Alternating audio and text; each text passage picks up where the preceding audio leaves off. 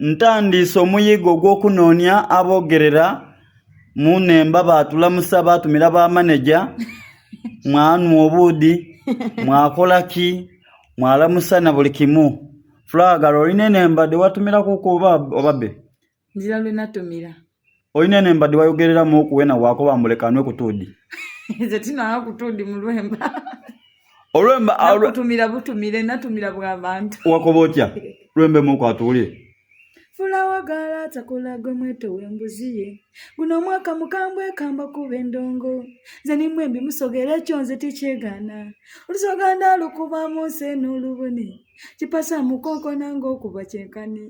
bafani endongo bagikine kyenkani manager buladi webala okuweereza abantu Dr. Hussein mukobe yena mukole kyenkani aha kati awo nawone dachi obwire bumeka obwovu okulyanga olikulanya bulanye